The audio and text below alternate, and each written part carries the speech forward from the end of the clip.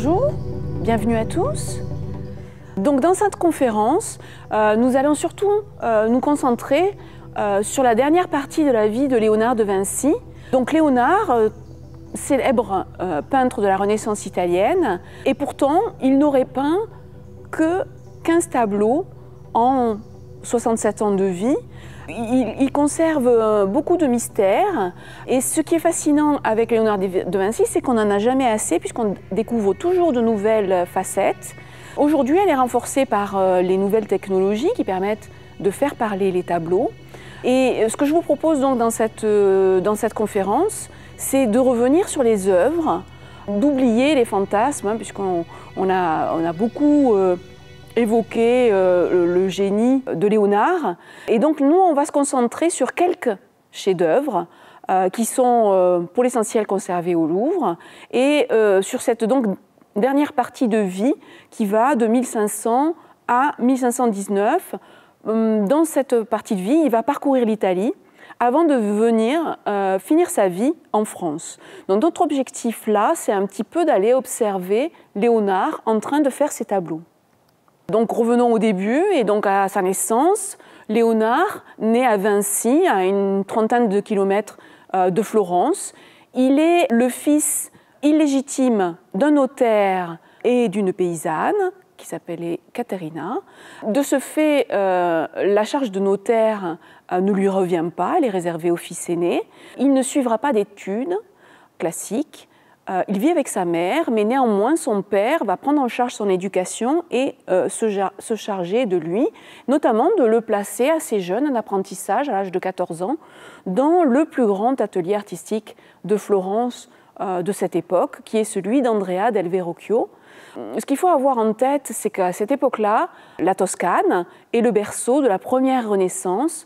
La première Renaissance, c'est vraiment un mouvement qui démarre là, à Florence, qui va se transmettre et se diffuser partout en Europe, et qui revient à un véritable changement de monde, un bouillonnement culturel en matière d'art, mais aussi de culture. Dans les cités italiennes, les plus prestigieuses sont Venise, Milan, Rome, Mantoue, après Florence bien entendu. Et donc il est placé dans l'atelier d'Andrea del Verrocchio, qui est le plus gros et le plus dynamique de Florence, celui qui est un peu l'avant-garde à ce moment-là. Andrea del Verrocchio, c'est l'artiste préféré de Laurent le Magnifique. Il est sculpteur, il est peintre et il est orfèvre. Je vous montre ici un des dessins d'Andrea del Verrocchio, qui est une étude réalisée avant de faire un tableau, puisque en fait ce qu'il va enseigner à son jeune élève, Léonard, comme à tous ses élèves, c'est que le dessin est nécessaire à la peinture, comme à la sculpture, comme à la gravure, et donc il faut en passer par là, puisque dans ses premières années, Léonard va énormément dessiner, comme tous les apprentis artistes. On apprend dans l'atelier d'Andrea del Verrocchio de regarder l'objet sous toutes ses facettes, de manière systématique, jusqu'à ce que le peintre perçoivent et traduisent les moindres inflexions de lumière, le jeu de l'ombre et de la lumière. Ici, vous avez le dessin du maître, Andrea del Verrocchio, qui, le principal apprentissage de son atelier à cette époque-là, c'est l'imitation de la nature. Vous avez un objet devant les yeux, il faut le restituer le plus près possible de la réalité. Je vous montre à côté un dessin de Léonard, quand il a commencé déjà à avoir un certain de talent. Ce n'est pas le même projet, on n'est pas du tout dans le même esprit, bien qu'il soit à cette époque-là très appliqué. Il a appris à la lettre toutes les leçons, il fait comme les artistes de son époque, c'est-à-dire qu'il reporte les figures après avoir fait de multiples dessins. Il est très scolaire et appliqué, son dessin est bien fini, bien lié, et en même temps, vous voyez qu'il est très différent. Alors la légende dit, on ne saura jamais si c'est vrai, mais la légende dit que Andrea del Verrocchio aurait abandonné la peinture après avoir vu le travail de Léonard. Il aurait préféré se consacrer à la sculpture et à la gravure, trouvant que Léonard était meilleur que lui. Et ici, je vous montre la phase d'après, qui est donc un dessin de Léonard, un dessin à main libre, alors peut-être un petit peu gribouillis, mais vous voyez qu'à partir de 1478, il va changer. Fini l'élève bien appliqué, scolaire, qui reproduit à la lettre le dessin du maître ou le dessin des autres. Il va choisir sa manière, une forme de liberté, une facture différente. C'est une espèce de dessin discontinu. Alors il travaille à la pointe d'argent, mais il travaille aussi à la plume. La plume lui permet plus de légèreté. Et donc, ce qui l'intéresse, vous voyez en fait ici, c'est une étude pour réaliser une Vierge allaitant, l'enfant Jésus, avec Saint Jean-Baptiste. En fait, ce qui l'intéresse là, dans ce travail d'étude, c'est de représenter le mouvement. Quel est le mouvement de cette Vierge en train d'allaiter? Et donc, avec la plume, vous voyez qu'il y va, il n'arrête pas l'image. Il s'intéresse au mouvement du visage, au mouvement du corps. Il est passé à autre chose. Il ne cherche pas à être fidèle, à imiter les formes extérieures. Pour lui, son idée, c'est que le mouvement du corps, le mouvement du visage, reflète la conséquence des sentiments intérieurs. Donc il faut absolument les représenter sur le papier. Voilà, donc en fait, à cette époque-là, quand il commence son émancipation, il va chercher à faire comprendre l'histoire par le langage du corps. Et donc, il revient sur les contours. Vous voyez que c'est ce qui fait un petit peu gribouillis. Il appelle ça la composition inculto. Peut-être on pourrait traduire par une composition intuitive. Une nouvelle façon d'étudier le vivant et d'inventer une histoire. Alors, il y a un autre tableau qui est très intéressant, qui est conservé aux Offices à Florence et qui s'appelle l'Adoration des mages, qu'il n'a jamais terminé, puisqu'il est parti de Florence en cours pour aller rejoindre Milan. Et donc ce tableau inachevé, il est très intéressant pour les historiens de l'art, parce qu'il montre l'évolution de sa manière. Et donc en fait, il s'agissait d'une adoration de Jésus par les trois mages venus d'Orient. Donc vous voyez la Vierge à l'enfant qui est en position centrale, qui est assez originale.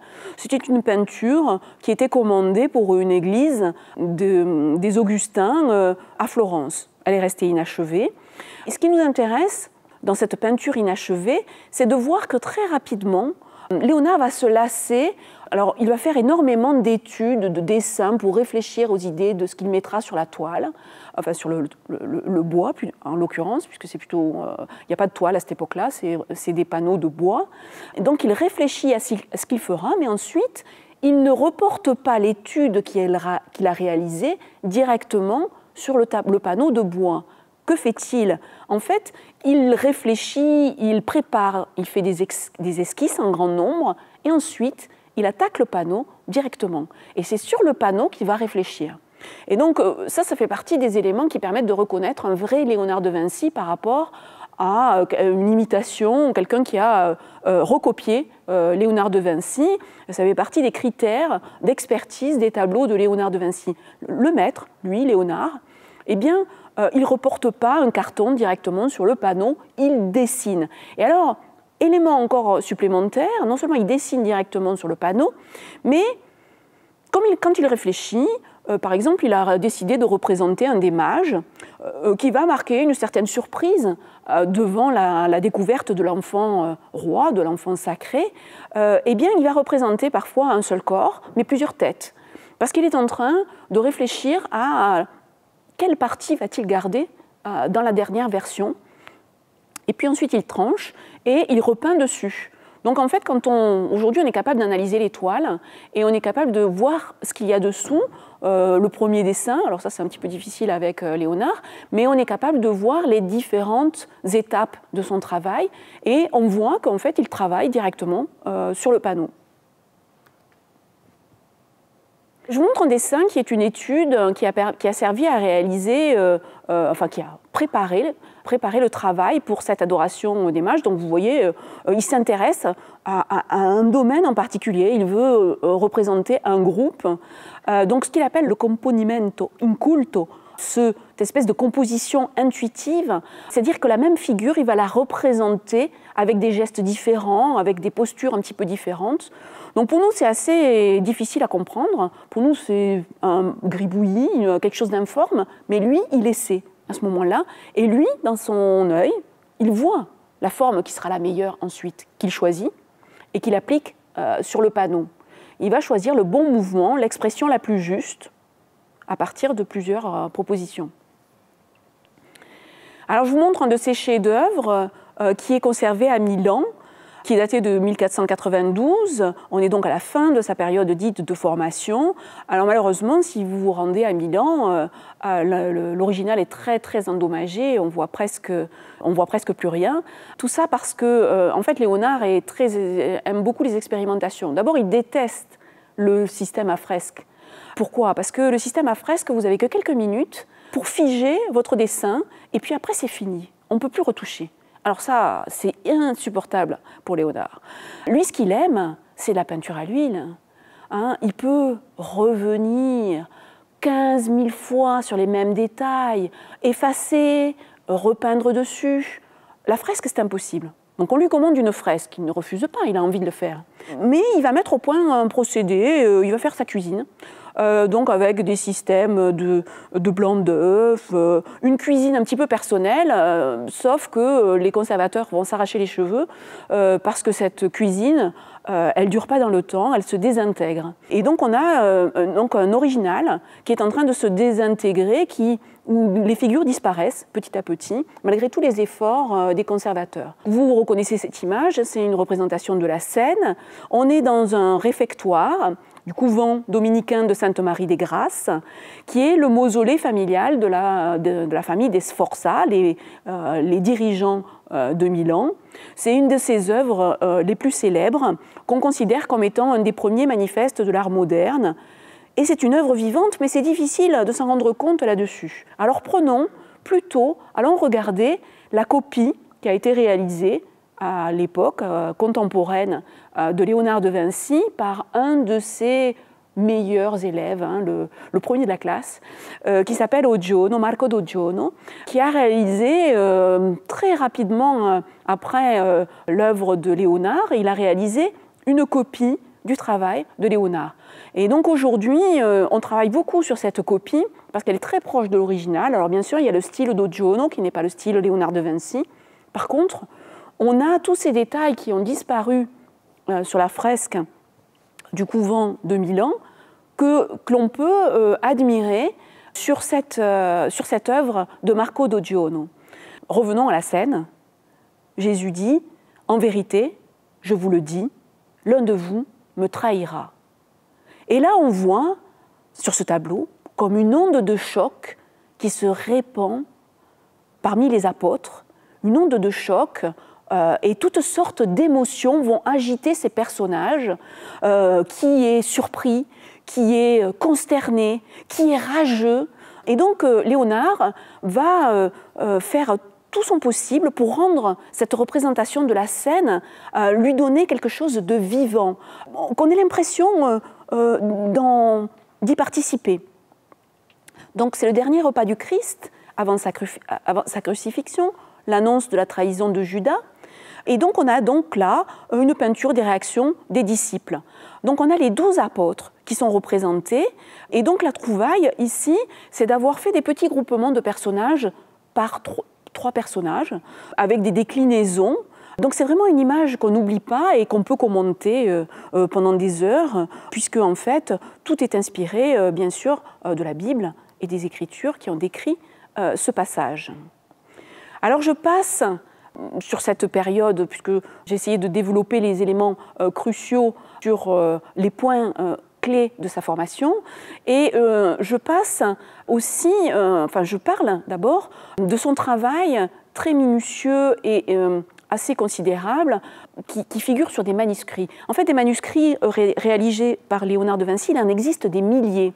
Une grande partie est conservée à l'Institut de France, il y en a aussi beaucoup à Windsor.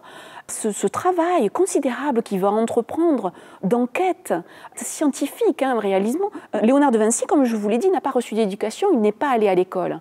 Mais après la rencontre d'un moine mathématicien à la cour de Milan, il va se prendre de passion pour les mathématiques, mais aussi toutes sortes de disciplines qui lui permettent de mieux connaître le réel, d'appréhender le réel. Puisqu'en fait, lui, ce qu'il cherche, c'est à comprendre en profondeur les choses pour pouvoir être un bon peintre.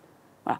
toute son enquête scientifique est destinée à lui donner les outils, les armes pour qu'il puisse être le meilleur peintre imaginable. Donc il existe des milliers de pages, hein, plus de 4000, couvertes de dessins, de schémas, de calculs. Et donc ce qu'il cherche à travers cette enquête scientifique, c'est une espèce de science divine qui lui permettrait tout simplement de recréer le monde. Et donc jusqu'à la fin de sa vie, il va enquêter sur les différents aspects de l'univers physique. Ce que vous voyez là en image, c'est la représentation d'une violette sauvage. Alors les botanistes s'accordent souvent pour dire à quel point il y a une précision, une justesse des croquis de Léonard quand il s'agit de représenter la flore. Et puis tout à côté, vous avez toutes sortes de réflexions, mais aussi vous voyez qu'il y a des systèmes mécaniques qui sont imaginés, une figure géométrique, une figure mathématique.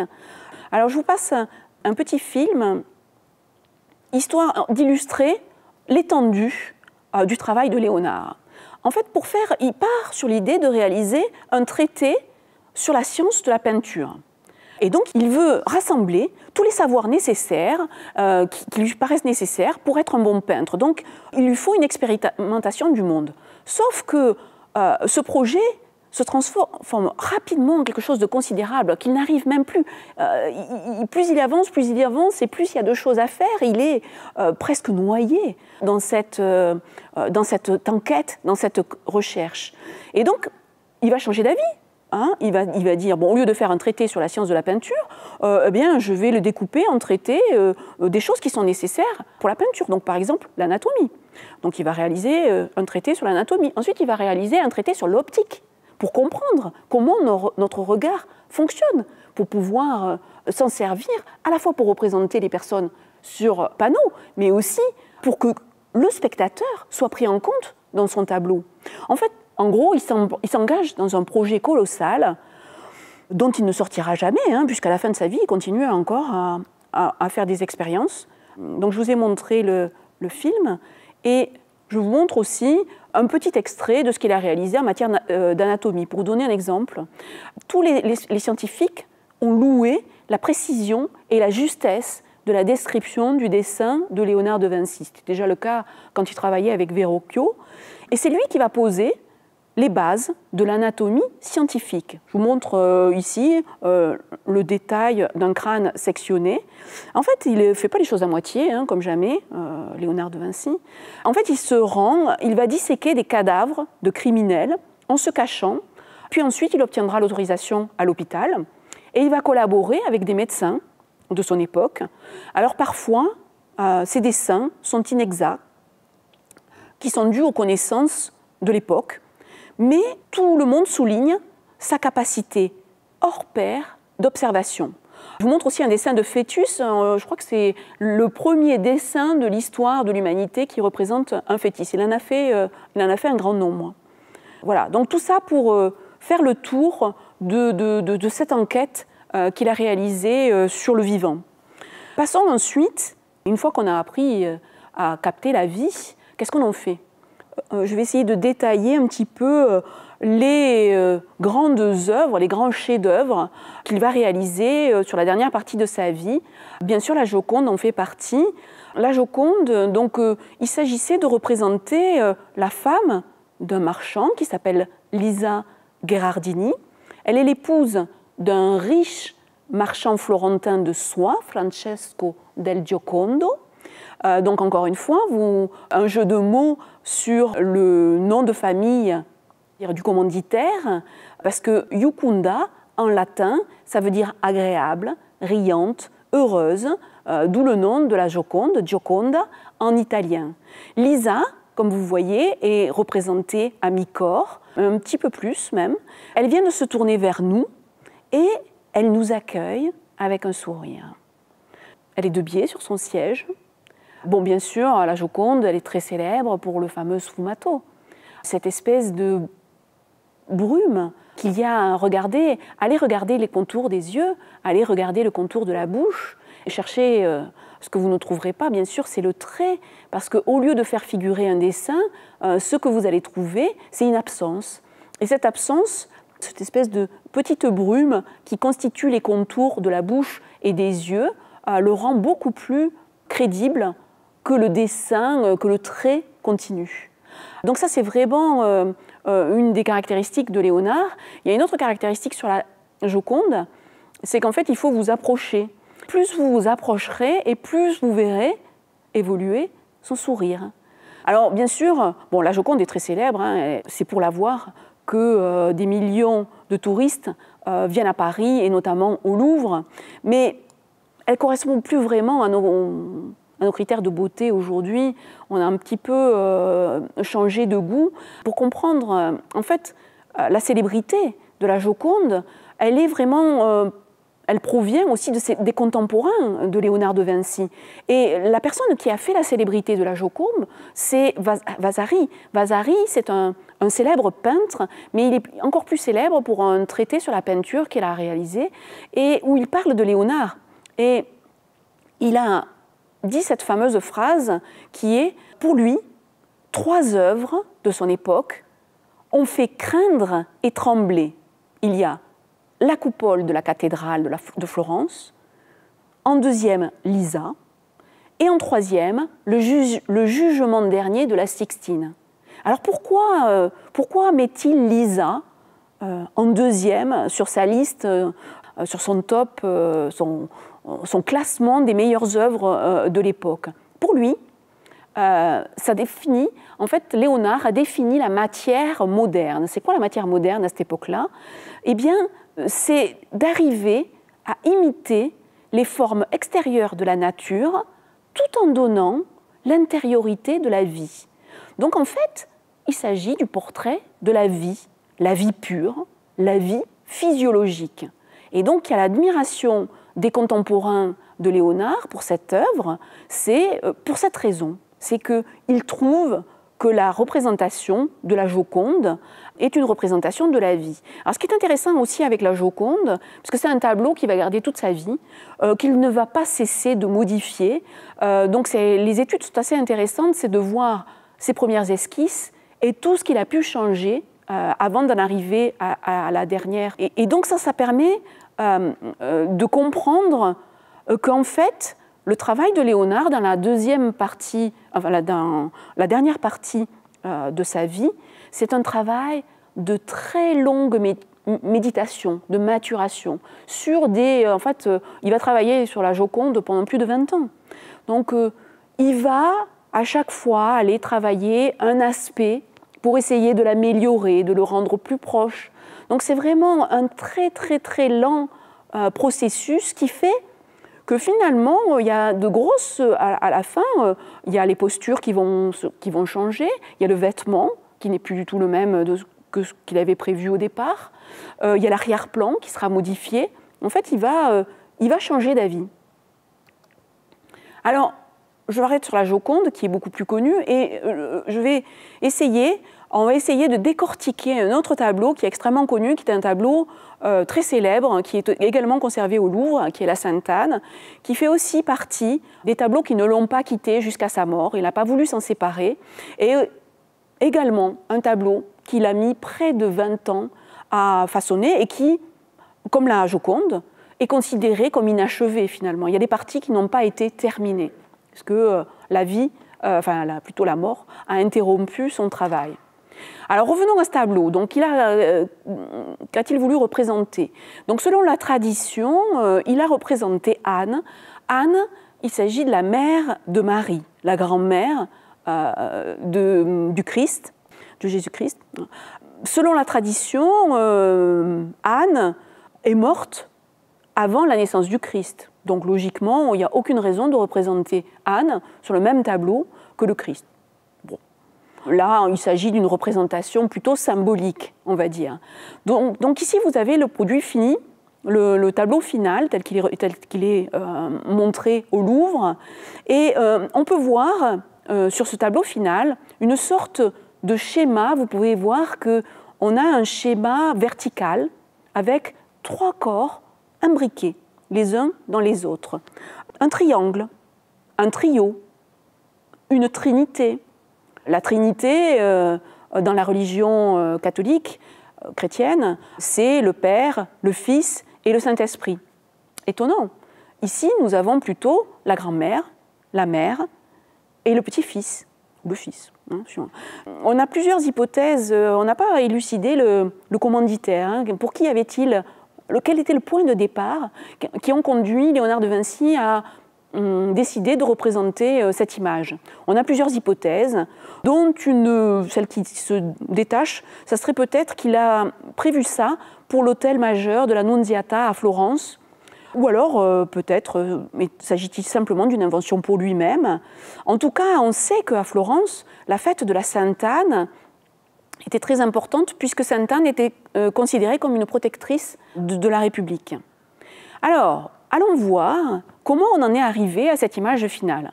Voici un des premiers cartons qui est conservé à Londres, à la National Gallery, puisqu'on va pouvoir décortiquer le processus de création qui s'est étalé sur 20 ans. Voici la première image qu'il a couchée sur le papier. Vous voyez qu'on n'a pas du tout une composition triangulaire. Ici, on a une composition qui est plutôt horizontale. On a Sainte-Anne, qui s'est positionné, qui est en train de regarder sa fille, et qui s'est positionné entre la mère et l'enfant. Donc le trio est plutôt une composition plutôt horizontale, dirons-nous. Et on a un autre personnage qui figure dans cette scène, c'est Saint Jean-Baptiste, qui, vous voyez, qui est juste au genou de la Vierge, et vous voyez que le Christ est en train de bénir Saint Jean-Baptiste. Regardez Sainte-Anne, Anne, elle est en train de regarder sa fille avec un sourire. Sa fille regarde son fils. L'idée, en tout cas c'est ce qu'on pense, c'est qu'elle sourit à sa fille pour qu'elle accepte le destin tragique de son fils. Et le geste de Marie, regardez-le, il est ambigu. C'est-à-dire qu'elle est à la fois en train d'offrir son fils, il y a une forme d'offrande, mais en même temps, elle veut le garder, elle le retient. Donc on a cette espèce d'ambiguïté entre deux mouvements sur ce tableau.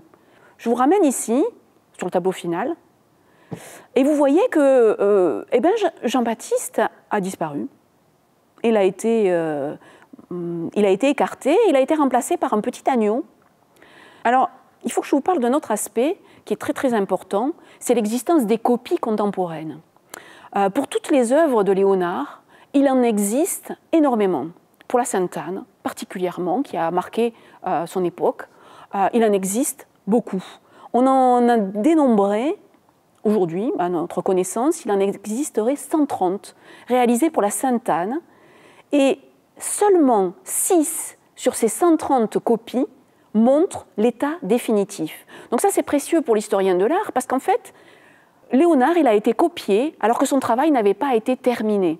Donc ça nous donne aussi des indications sur les différentes étapes de son travail.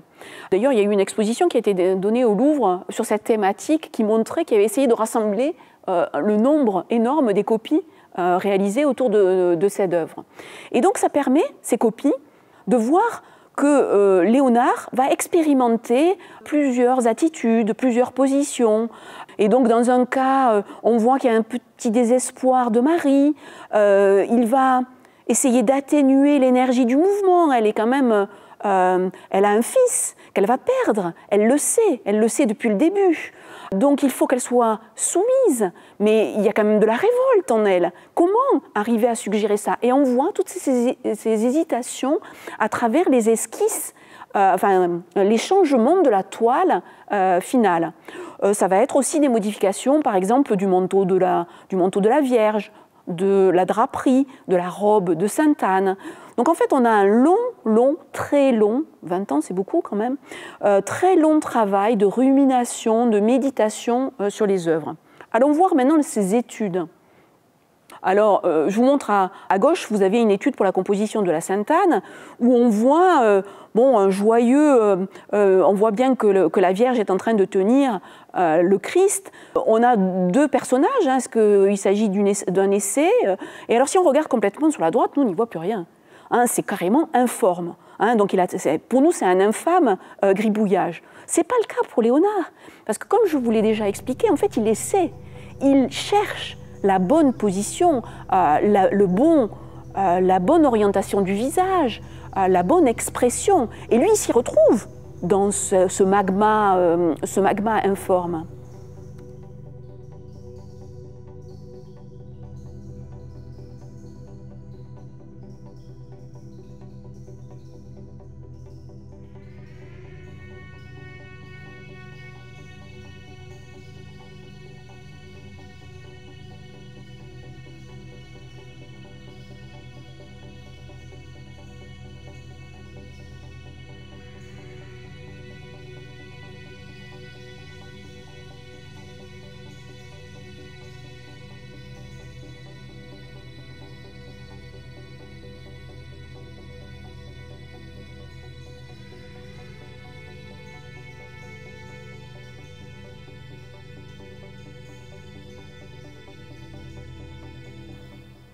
Alors revenons, je vous montre le produit fini, c'est-à-dire qu'à droite, vous avez le tableau final qui figure au Louvre. À gauche, vous avez le premier carton et vous voyez le chemin qui a été parcouru sur ce laps de temps.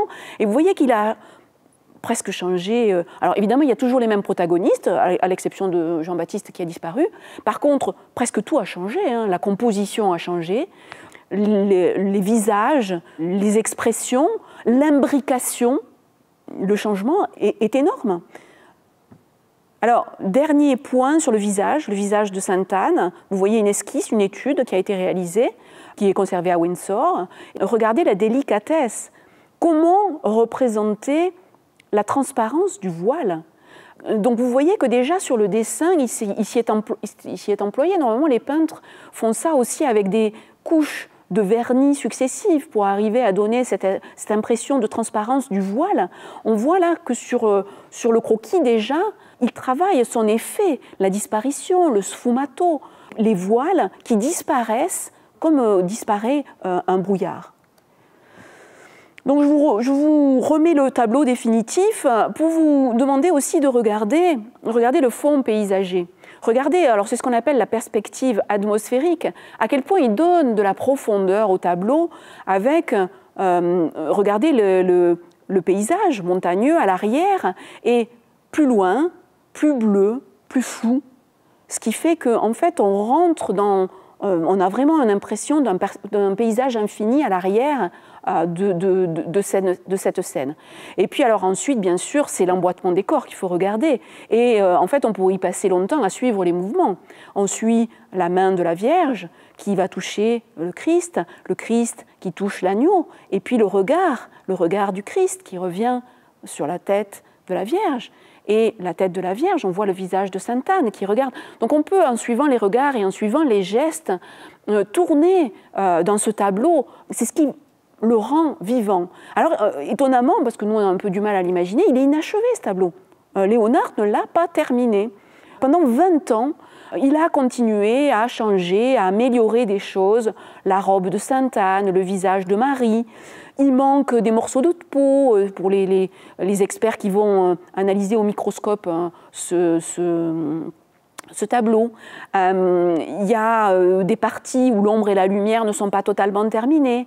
En fait, qu'est-ce qu'il a cherché? Il a cherché à restituer un passage entre la mélancolie et la joie. En fait, c'est l'histoire d'une mère qui a mis au monde un fils, qui sait d'avance que ce fils va mourir et qui pourtant ne peut pas faire de la vie de son enfant un enfer ou quelque chose où elle a le devoir pour son enfant d'être gai, de manifester de la joie. Et donc, on a cet oscillement entre la mélancolie et la joie. Voilà. C'est ce qu'a cherché à représenter Léonard de Vinci à travers ces détails, cette minutie, cette méditation. Voilà. Et on va finir avec son dernier tableau, le dernier connu en tout cas, et qui est inachevé, le Saint Jean-Baptiste, qui est conservé au Louvre. Comme vous le voyez, là on n'a pas point de paysage en arrière-plan. Sur un fond sombre, on a une apparition.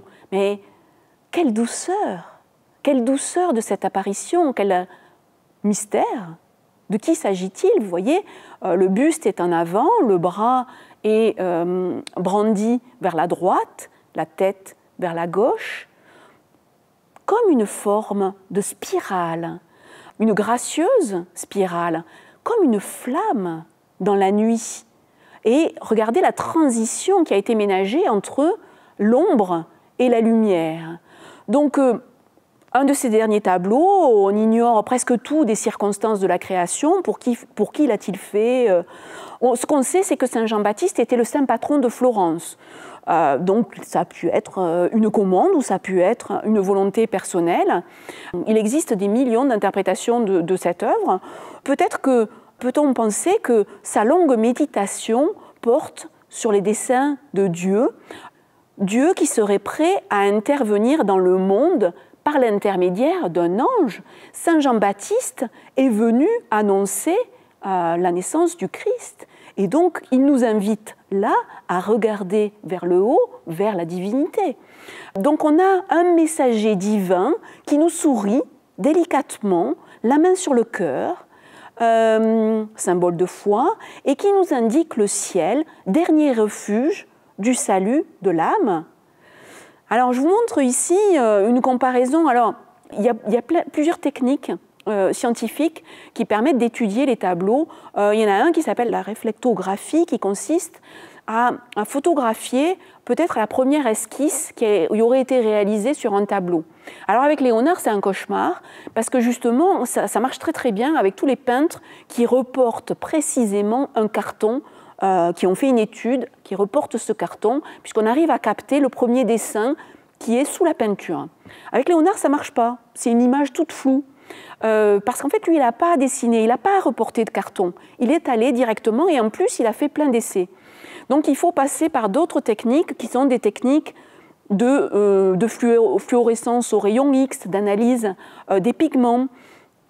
Heureusement, les historiens de l'art ont d'autres armes, notamment, comme je vous l'ai expliqué tout à l'heure, il y a les copies réalisées du vivant.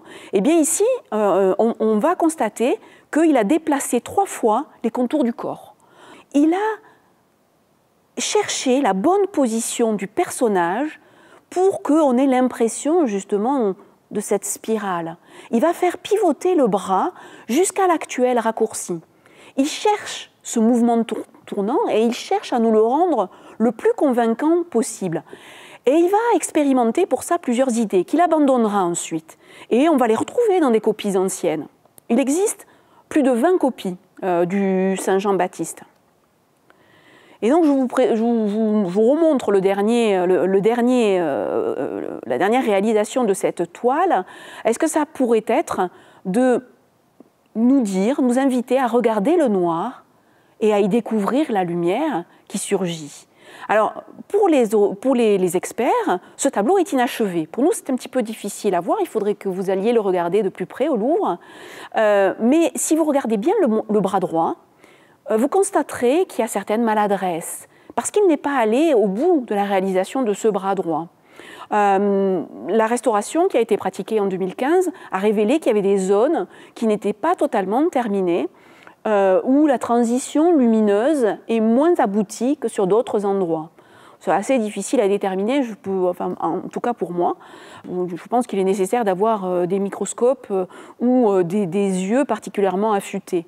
En tout cas, ce qu'on a compris sur l'analyse des différentes étapes du Saint Jean-Baptiste, c'est qu'il a recherché la torsion idéale d'un corps, le rendu parfait des jeux d'ombre et de lumière pour magnifier le volume, pour animer ce sourire énigmatique. Alors après, pour les interprétations, je vous laisserai aller lire parce qu'il y en existe énormément, des choses très opposées. On a des interprétations diaboliques. Léonard aurait voulu représenter le diable.